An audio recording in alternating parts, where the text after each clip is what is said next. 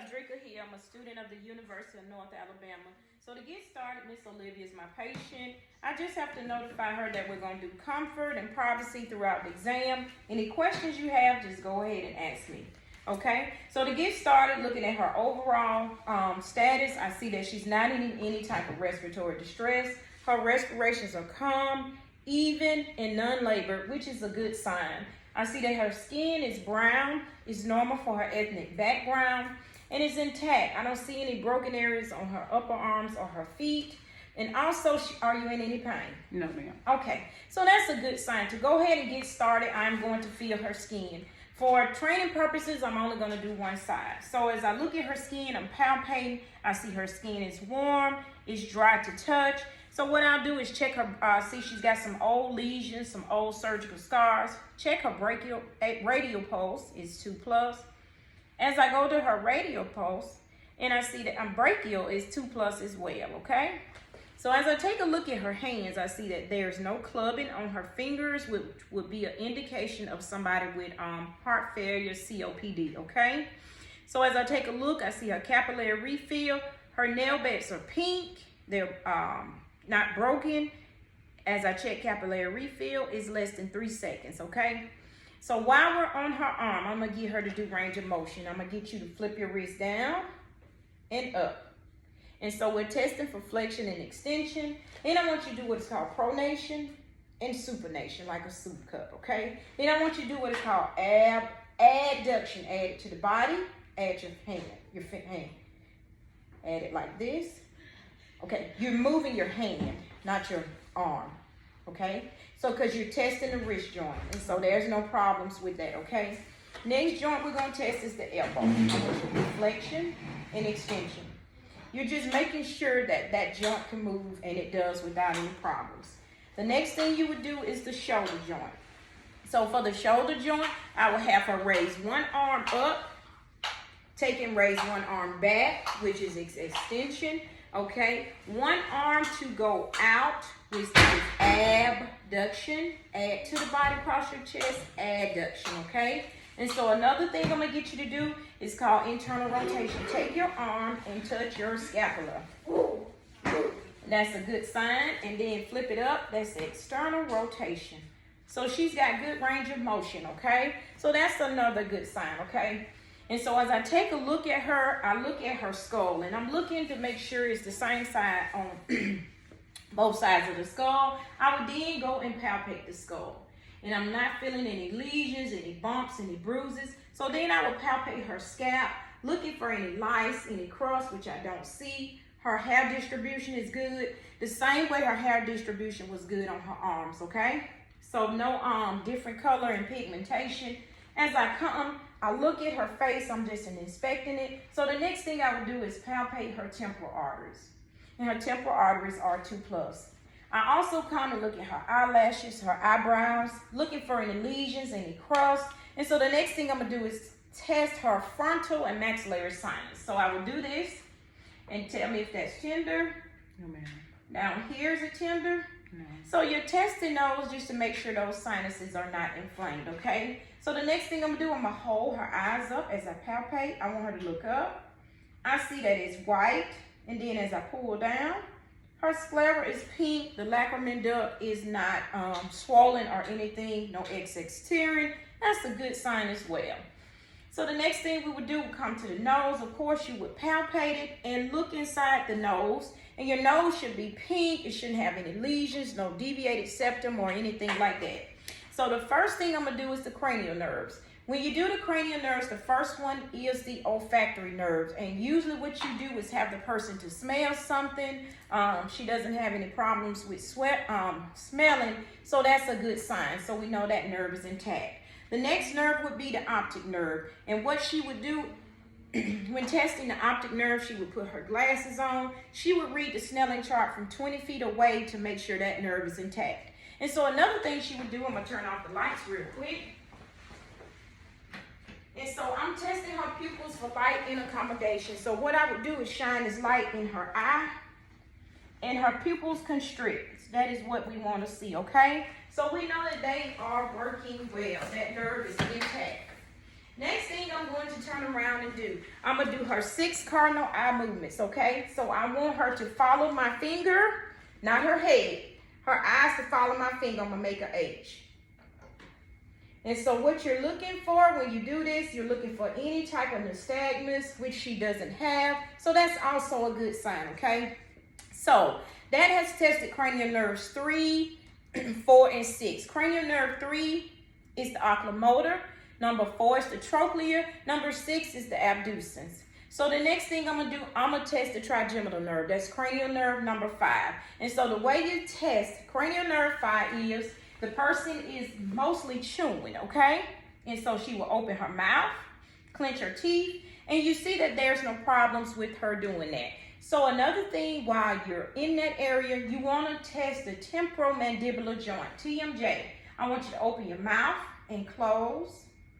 You're just making sure that person doesn't have any clicking and the popping of that joint, which is also a good sign.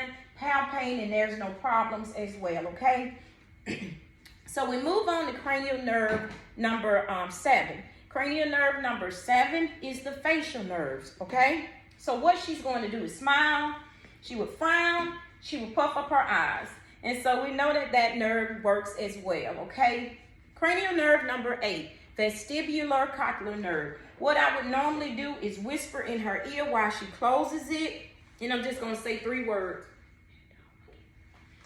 Cat, dog, monkey. And she will repeat what I just said, so we know that that nerve is intact, okay? And so then we move on down to cranial nerve number 9, which is the glossopharyngeal nerve. I would take and I would stick this in just to make sure her gag reflex is intact.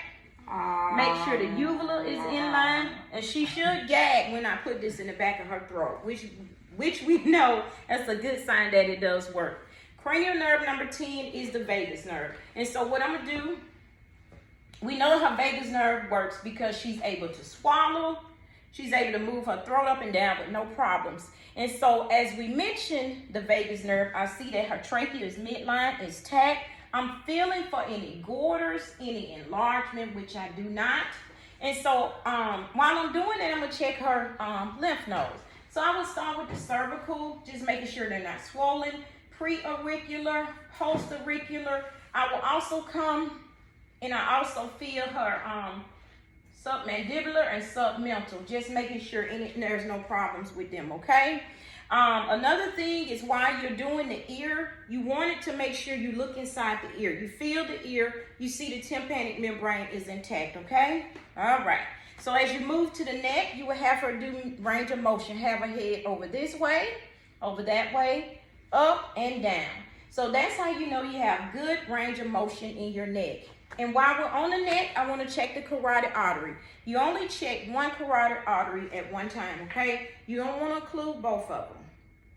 So hers is 2+. What I would then do is take and listen for a full minute. Ask her to hold her breath with the bell of the stethoscope, just making sure that you hear your best sounds when the person does that, okay? So we've looked at her neck, we looked at all of her upper extremities. Next thing I want to do is I want to go ahead and I want to move down to her chest area, okay? So we've listened to all of this. I want to get her to move her hands for rapid hand movements.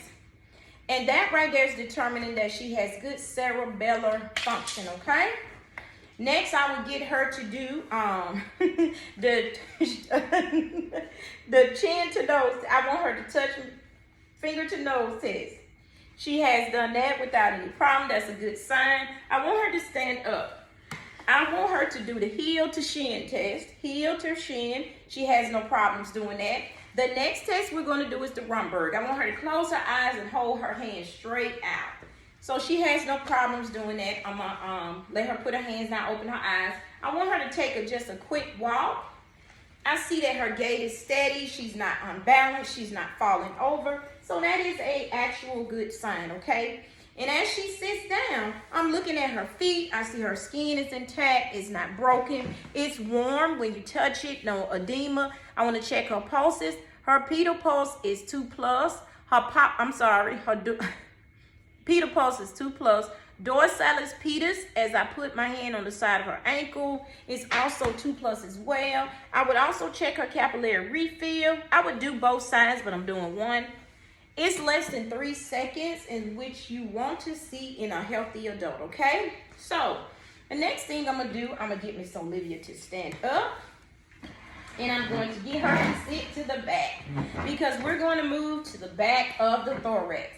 What I'll be doing is looking for inspection of her thorax area, okay? I'll be inspecting it. I'll be palpating, seeing if I feel anything abnormal, no lumps, bumps, anything like that. The next thing I'm going to do is percuss. But before I percuss, I'm going to get her to say 99 as I do it with the palm of my hand. Say 99. 99, 99, 99, 99. So you're listening for the vibrations that are coming through the lung sounds as you do that test right there. Also, I will be listening in this area here to see how her lungs sound, okay? You'll be doing the 6 different points just to see how the person sounds, okay? Also, you'll be doing what is called CVA tenderness. I will take my hand and I will just thump it. Does that hurt? No, ma'am. If she says that does not hurt, that means she does not have any CVA tenderness, okay? And then last but not least, I will percuss. Percuss in the lungs. You should hear a resonant sound when you percuss, okay? So I'm going to get Miss Olivia to have a seat over in the recliner, okay? And as she goes to the recliner, what I want to do is, I just want to take a look, and I'm looking at the front of her chest. I'm looking while she's in this position, 30-degree angle. I'm looking for JVD. I don't see any jugular vein distension, which you normally see in someone that has heart failure. So I don't see any of that, okay? So I am inspecting the chest area. Of course, the person will have their shirt off when you inspect the chest area. And so you will listen to the lung sounds. You will inspect. You will palpate. I don't feel anything. Looking for any bruise, any heaves.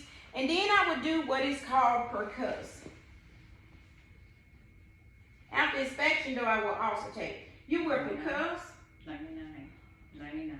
Well, you're testing the person for tactile fremitus, and you are also percussing so you can hear that resonant sound in their chest, which is a good sign. And then I would listen to the person as well. You would listen, just making sure you hear good lung sounds on each side. Even in your axillary area, you want to listen on that side as well for that person. Okay, so the next thing I would be doing is listening to the heart sounds, the 5 heart sounds. I would start on the right side, second intercostal space. I will feel down, and that is the aortic area, okay?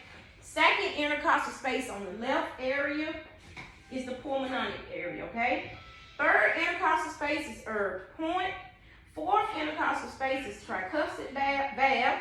Fifth intercostal space is the PMI, point of maximum intensity, okay? And that's at the 5th intercostal mid-clavicular line. You will also listen with the bell of your stethoscope, because you're trying to listen for any bruise, any thrills that you can hear while you have that person in that position. So you don't percuss the heart area.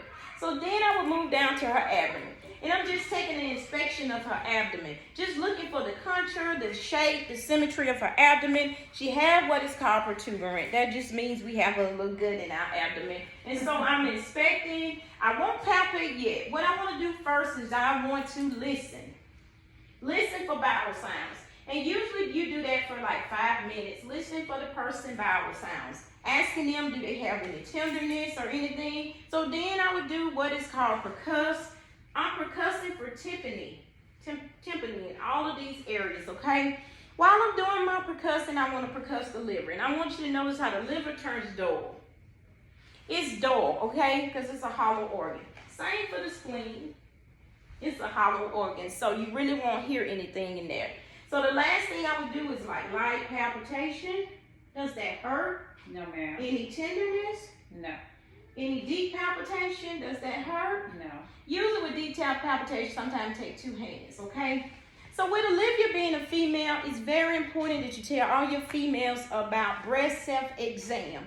So what I would do is tell her every month, after a menstrual cycle, 7 days later is the best time to feel for any lumps, any bumps, any indentation. Also, look in the mirror. You want to look at the breast and make sure nothing's abnormal. She wants to start in and work her way out, even up under the axillary area, up under her armpits.